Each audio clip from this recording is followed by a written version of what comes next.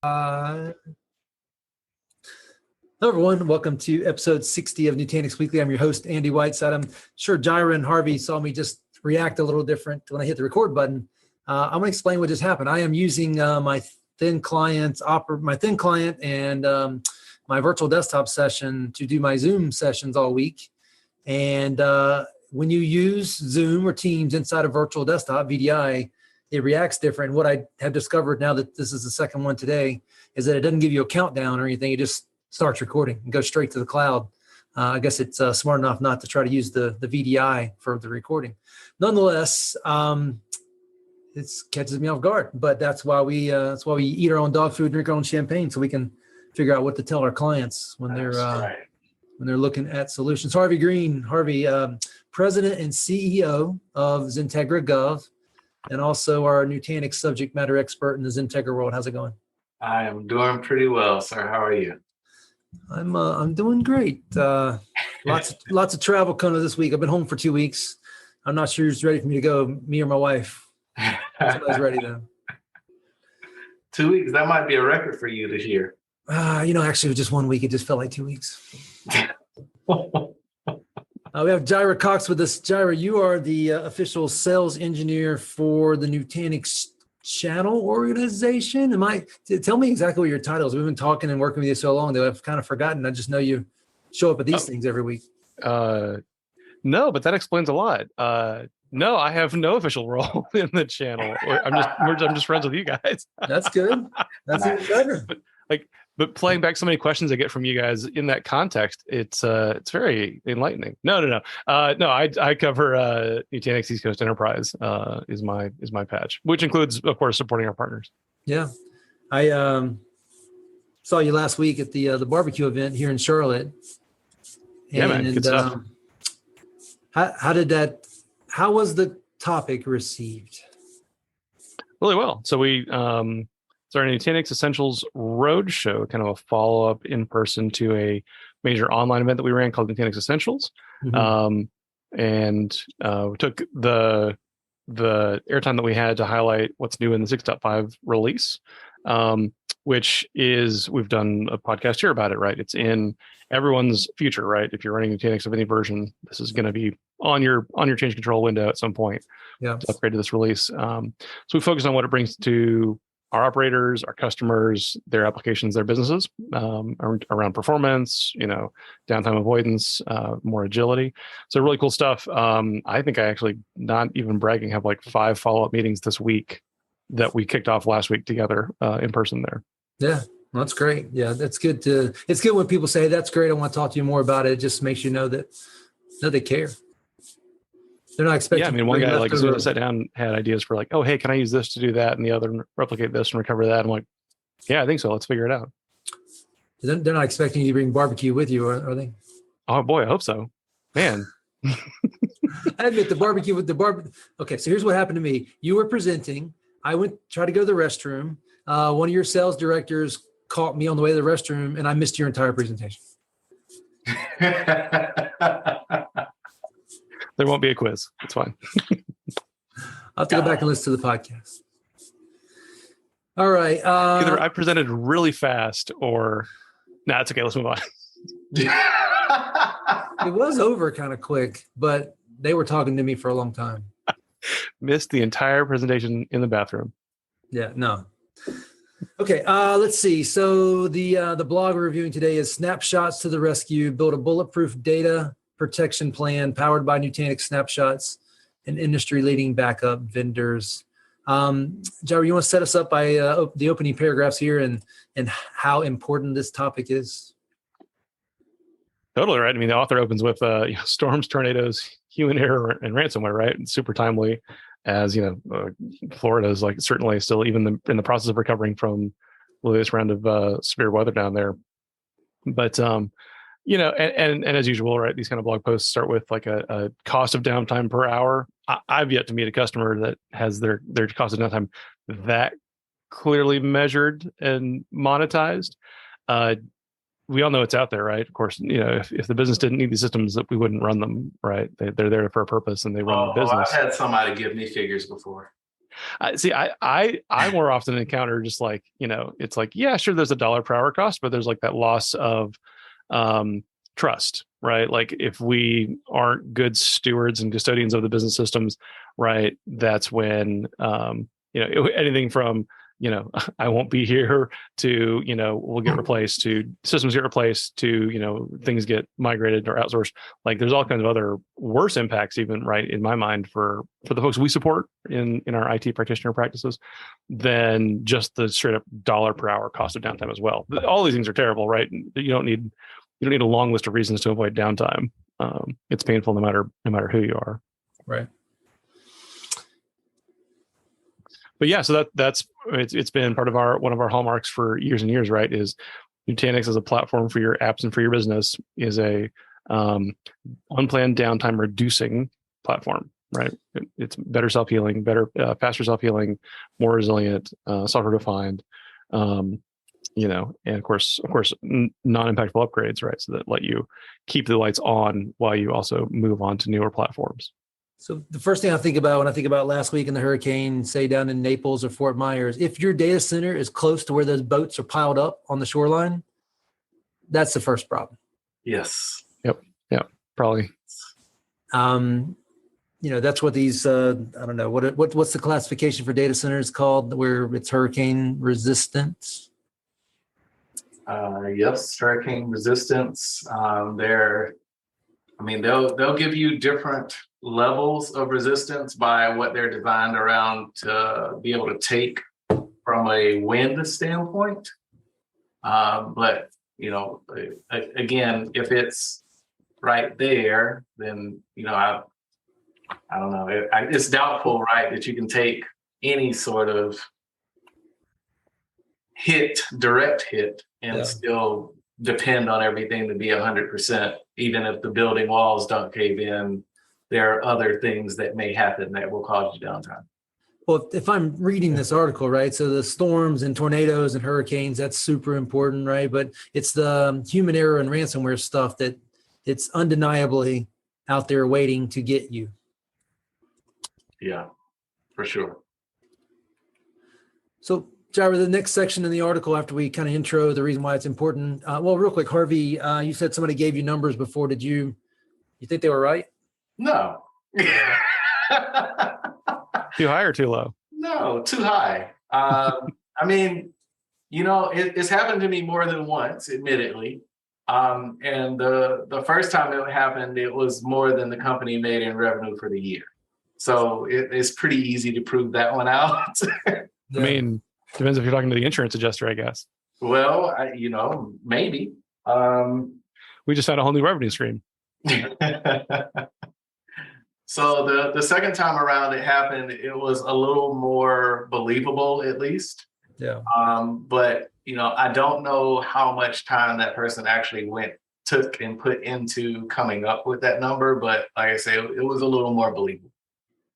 You talk about the first one where they guessed high, and I'm thinking about whenever I tell my wife how much I'm worth to the insurance, dead versus alive. And oh yeah, don't do that. You gotta guess low on that. She looks at me like, maybe. Yeah. Hey, why are you still here? I don't think she would do it. I think she might pay somebody to do it. Oh my God. if you're good at something, never do it for free. I don't know where this went. Oh, we watch a lot of Dateline. I think she's taking notes. All right, that's nice. None of that's true. However, if I'm missing someday, on the episode of CSI EUC, right? So I should go ask her where you are, or go ask for my cut. Got it. I think Harvey just volunteered, John. No, but she wants me to be quiet though. When this podcast is admitted into evidence, I know nothing about any motivations Harvey may or may not have. Yep. Plausible deniability. All right. So this blog started talking about snapshots in the title, and there's a section here that kind of calls out snapshots versus backups. Jirah, you want to jump on explaining the differences, the nuances? Totally. I like the definition they use here, right, about a snapshot being point in time capture, but something you can also revert to, right? Like, and that reversion is super useful, but it means it's different than backups, aka, something you've written elsewhere, right? Like ideally your backup should flow to like offsite and other media and so forth. And it gets into the backup rule around, 3 copies of data, 2 locations, at least one of them being offsite.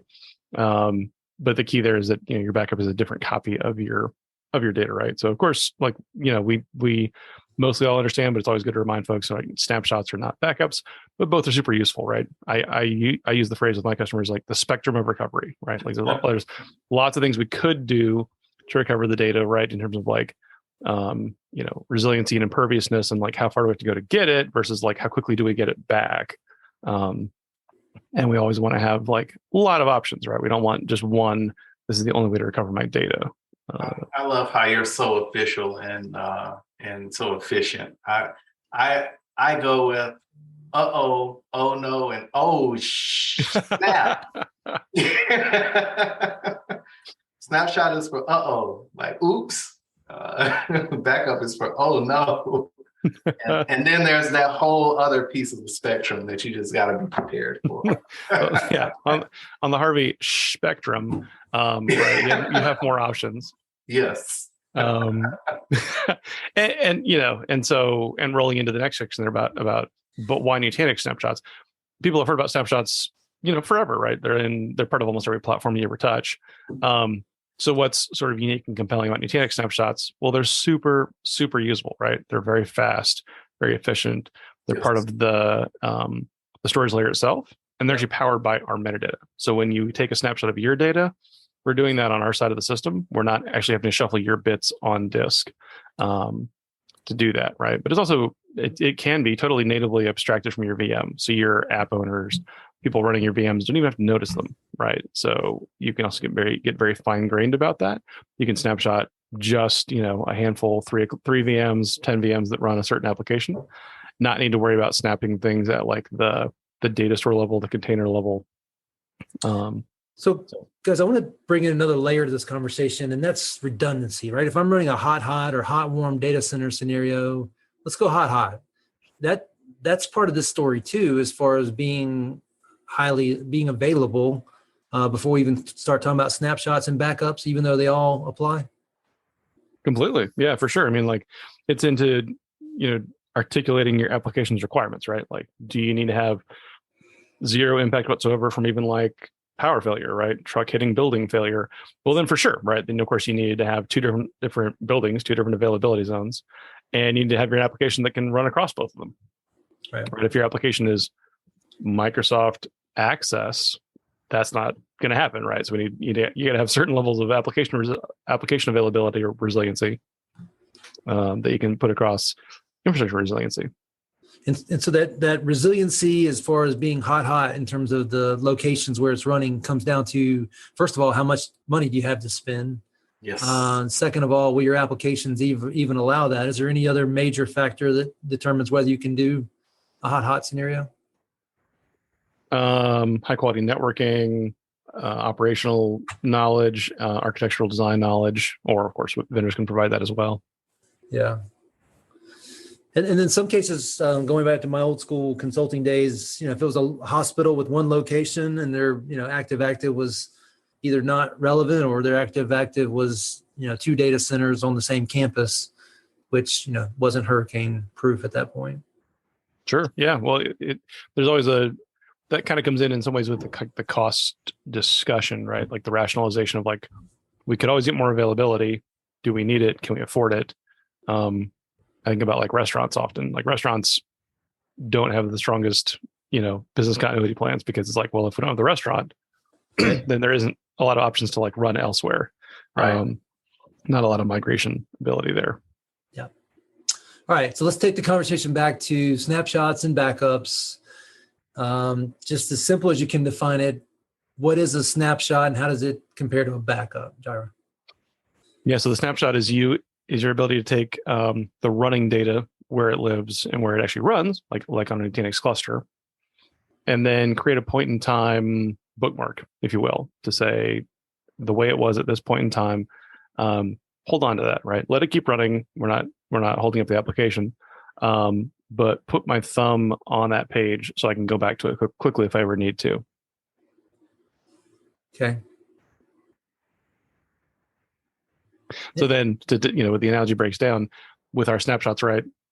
It doesn't slow down your reading to put your thumb in the page there. Also, you have an infinite number of fingers, which is terrifying. But like, I can have, I can have a whole bunch of them, right? I can snapshot each of 100 VMs, and I don't need 100 fingers to do that. I've always heard you were all thumbs.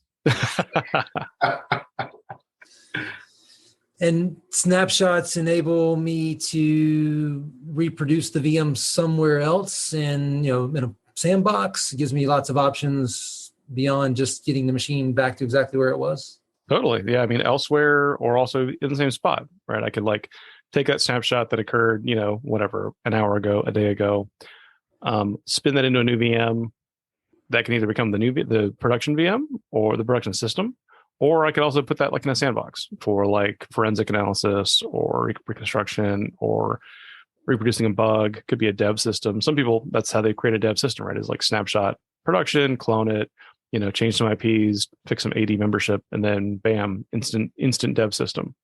So yeah, recovering where the problem occurred, or recovering where the system runs, or recovering elsewhere. Yeah, snapshots empower both of those things. Jirah, with scheduled snapshots, what's the most frequent you've ever seen anybody do? Depends on if you want to. So some places will do like you can do once a minute for application, right? If it's for keeping on the same system and like recovering in place, usually hourly. Some places actually also want less than that. Some people want to do like a once a night, right? And then keep those for a couple days or a week, and then let them roll off. So kind of depends on what you're trying to do with them. Yeah. Okay. What makes a Nutanix snapshot technology special? What's different? Those of us have been around this for a long time, which all three of us have. We've seen snapshots go from a very inefficient to a really efficient process. What's special about Nutanix and how you guys do it?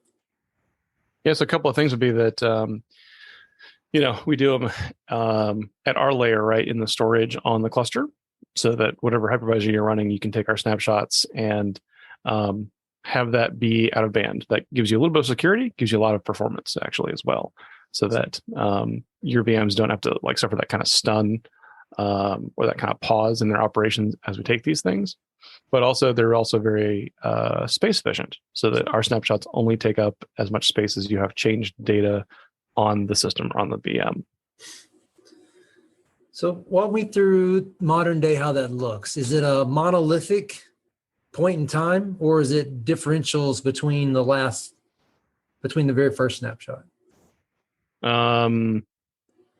It's not monolithic. As after the creation of the snapshot, then any new data the VM creates is written to a different block, right? So that both stay referenceable, right? Because we're a metadata-driven file system, so that really the source disk and then the snapshotted disk are basically just pointing to different we call them extents, but different pointers on disk as to what blocks are making up the VM systems. Mm-hmm.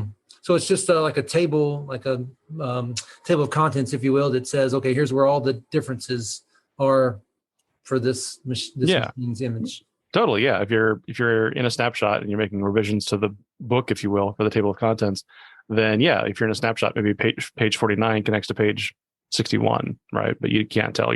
That's all seamless to you as the running VM. Yeah. Harvey, your history with snapshots and the evolution of the efficiencies of them?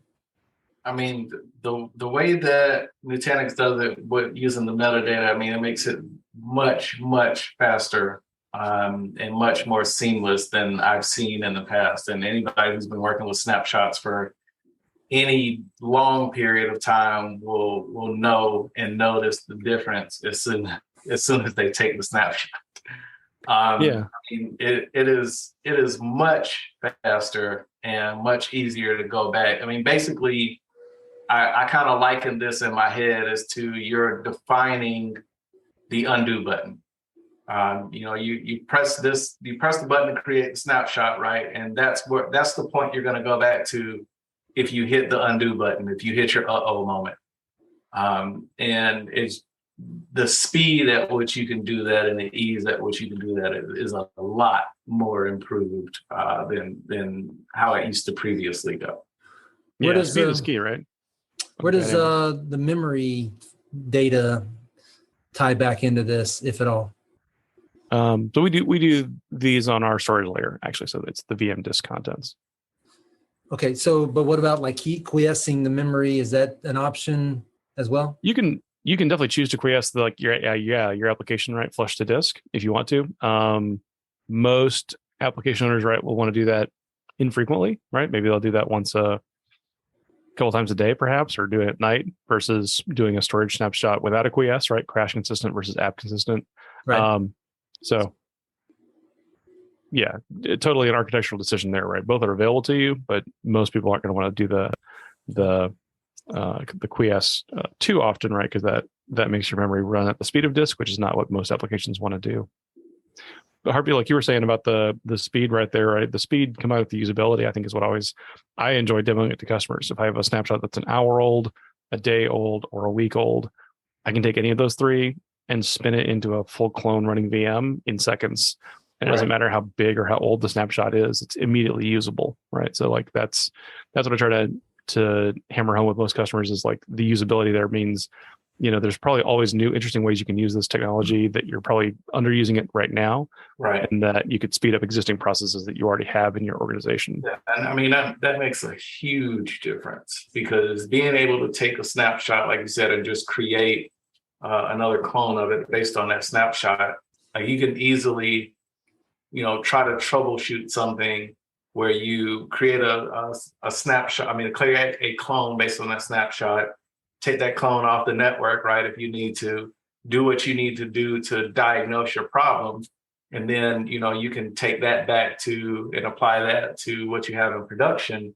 But being able to have that ability so quickly to do that and pull things off and do what you need to do to discover the problem and not affect anyone while you're doing that. Like that's huge from a troubleshooting standpoint. Test out and upgrade. Yeah. Absolutely. Check to see what happened with Windows Update. Absolutely. That's the thing. That's the thing some of our customers need to hear, right? By the way, did you know you can test out upgrades? And as former, sysadmin consultants, whatever, using Citrix Xen server back in the day, we used to have lots of issues around capacity and running out of disk space for snapshots. How has Nutanix solved that proactively? Yeah, so the system's like, of course, constantly monitoring everything for like capacity and system health. So of course you'd have a really hard time filling up the system without even someone giving you a call like, hey, do you know you're running at 5% full? Because we get phone home monitoring, we get alerts and so forth, and we would reach out. But on top of that, it's hard to even chew up that much space because snapshots are only sized, they only grow when you write new data to them, right? So you'd have to have like a snapshot that was the same size as the parent disk. You'd have to really rewrite all the data in the VM. So pretty unlikely, pretty hard to do.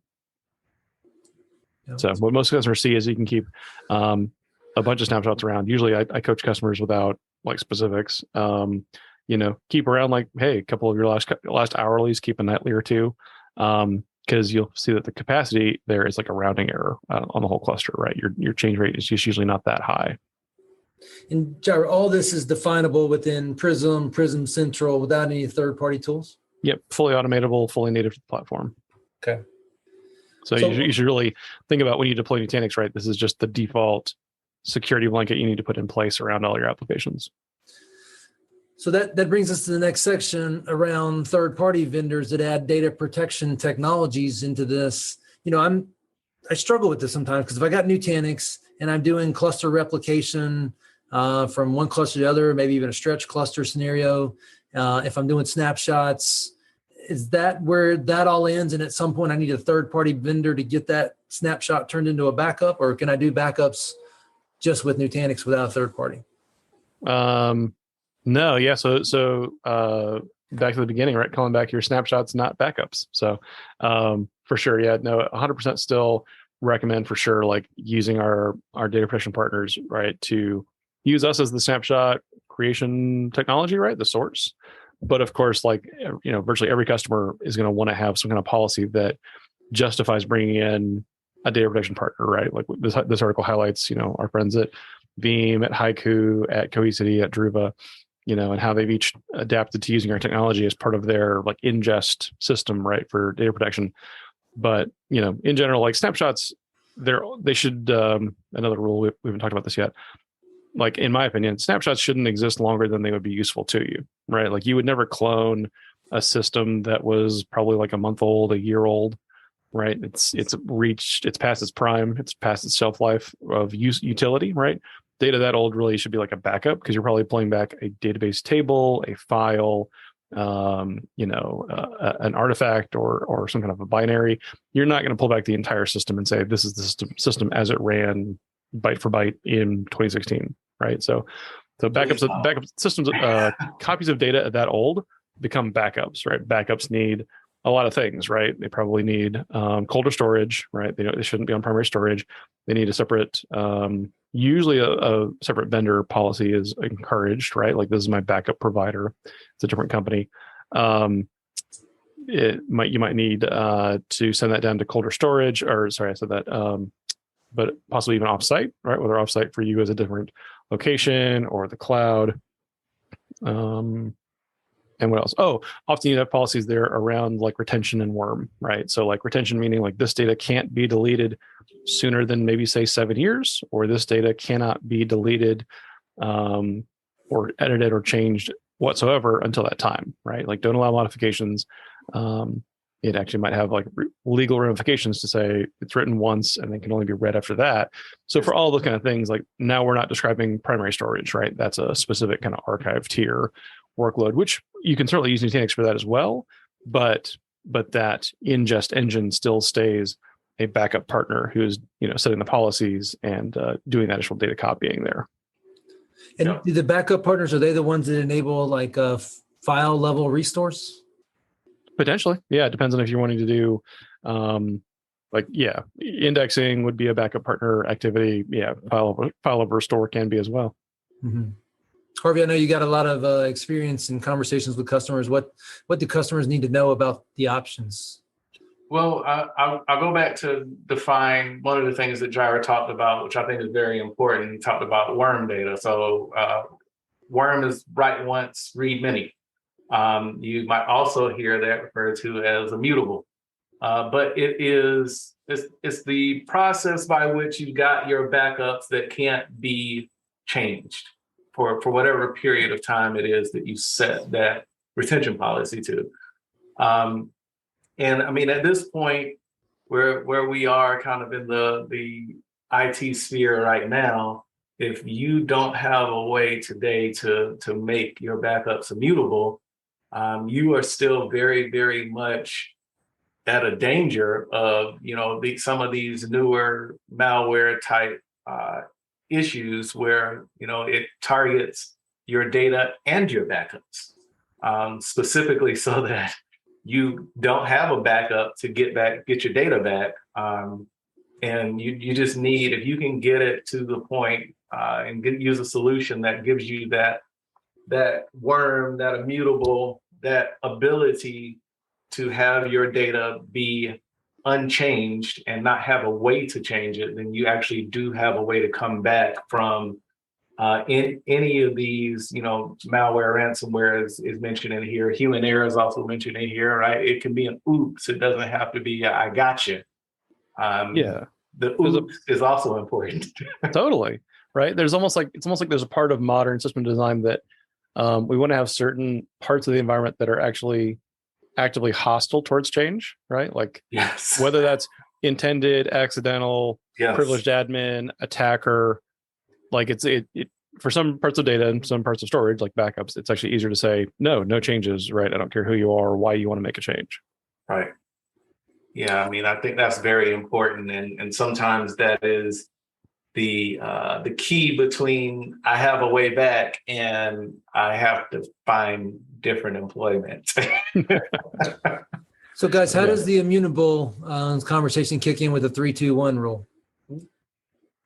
Yeah, so I guess talking through that piece of it, if we're talking about making sure we have at least one copy that is immutable, and they're talking about, three copies of your data in two locations where at least one is offsite, I would say if you got to have at least one that's immutable, make that your offsite, make that your coldest storage, right? Make it so that you've got a way to get to it that is not in the same place where you have everything else. Although, again, an argument could be made around making sure that it is at least close enough technically, doesn't have to be physically, but close enough technically from a networking perspective, a way to, restore and do all of those things, that you're not, kind of putting yourself in a hole if you do have to bring that data back. Yeah, depending on your requirements, but you could make a case for the two or the one both being immutable and or worm style. Yes. So at least one of the two, and definitely the one, needs to be immutable. Yeah, would benefit from that for sure. Yeah, and is having the one offsite with no, you got connectivity to it. So I guess you just it needs to be immutable. Yeah, it needs to be set to be immutable. Don't trust the fact that it's somewhere else as being the answer. Correct. Yeah. Just having it somewhere else is not the answer, because technically that somewhere else is still also technically reachable by way of whatever network connectivity you have to it. So. Sure. Yeah. The one offsite is solving for physical availability often, right? Fire, flood, theft, earthquake. But it certainly could as well be the immutable copy as well. But for sure, it's got to be online to keep on doing its job. Yeah. So going back to something I was reading out here with either the Veeam or the Haiku or both, using Nutanix, just another cluster. Like you can have a dedicated platform for this, or you could also use Nutanix as another cluster separate from the cluster you're backing up as a replication target. Yeah, for sure. I think you definitely could, right? Everything we do is delivered in software. You could certainly mix and match. I think you make a pretty good case that most auditors would like to see it on a separate cluster, just from like a blast radius perspective. Right. But yeah, for sure, that's definitely an implementation time decision. Yeah. Anything to call out in the four partners that are listed here? I've got Haiku, Veeam, Haiku and Veeam, both XenTegra offices as a backup service, Cohesity, data protection and cloud services at Cohesity, and then Druva. I have no experience with Druva, but they've come up several times recently. Yeah, to be honest, I'm a little underexposed to them myself. I actually did like their quote around the ease of developing against our APIs and our technology. Right? They said it was pretty easy effort on their part to make us part of their stack of protection. Yeah. Okay. So I'd love to hear that. Harvey, anything specifically around the ones that are represented here that you would call out? No, not about anything, specific here. I mean, all of them are good vendors. All of them have good ways to back up. I mean, as we get more into the specifics around each situation that customers are going through, we might have one that has an advantage over the others, specific for their needs. But I mean, other than that, right, they're all using, and this is kind of highlighted in here as well, they're all using the Nutanix API, the ability to talk directly into the Nutanix cluster to be able to pull off, an extension of what Nutanix has already put in place. And so as you look at backup vendors in the wide variety of what's available, right, it's great to see that there are companies already integrated with Nutanix and integrated with Nutanix AHV, if that's the hypervisor that you choose to use for your Nutanix clusters. Yeah. Well, guys, I think we've worth covered highlighting that everything we're talking about here, from the goodness of Nutanix Snapshots, doesn't apply to AHV only, right? You can certainly get that on vSphere as well. Yes. Yeah. Well, guys, I think we've covered it. Anything that we have not covered that's related to this blog or beyond? Or beyond. It's going to be a real podcast. Okay. That's pretty wide. Hold on. I got 5 more minutes, so okay, maybe not. Pulling up Wikipedia, starting at A. No, I'm good. Okay. All right, guys. Well, I appreciate you jumping on and knocking this out. I think we're doing this every other Monday at this point, right? Sounds right. Yeah. Yes, sir. Schedules are a real thing. Appreciate y'all's flexibility. What's next on the wild world of Jirah's job? I don't know. The travel's picking back up. I'm booked for some California travel, some Michigan travel coming up here. So staying busy. Yeah. Harvey, what's next in your world, man? Staying busy, bid after bid, show after show. Life in the government side now. Yeah, I know that you're not. Well, you got a busy life these days. Let's leave it at that. Yes. Yes. Guys, until 2 weeks from now, enjoy. Yes, sir. Talk to You y'all. too.